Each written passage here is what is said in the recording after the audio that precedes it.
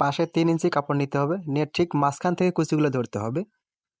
মনে রাখবেন প্রত্যেকটা কুচি এক সমান করে দিতে হবে, কোনো কুচি যাতে ছোট বড় না হয়।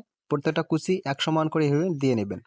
মাঝখান থেকে কুচিগুলো 2 হাতে সুন্দর করে এই নিয়মে কুচিগুলো বরাবর দিয়ে নেওয়ার পর লক্ষ্য করেন সুন্দর করে ডলা দিবেন, ডলা দিয়ে বসায় নেবেন। বসায় নেওয়ার পরে এই নামে উল্টো দিকে কুচিগুলো প্রত্যেকটা কুচি ধরে ধরে এভাবে উল্টিয়ে একটা করে সেলাই দিয়ে নিতে হবে। 2 পাশে এরকম করে সেলাইগুলো দিয়ে নিতে হবে।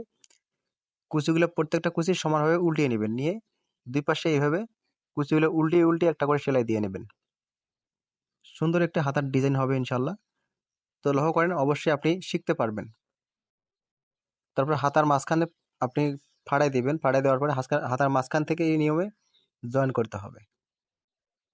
2 পাশে আপনি এভাবে জয়েন করে নেবেন হাতাটা। এভাবে জয়েন করে নেওয়ার পর অবশ্যই ওভারলক করে দিতে হবে। দিয়ে সুন্দর করে একটা করে চাপ সেলাই দিয়ে নেবেন। 2 পাশে চাপ সেলাই দিয়ে নেবেন।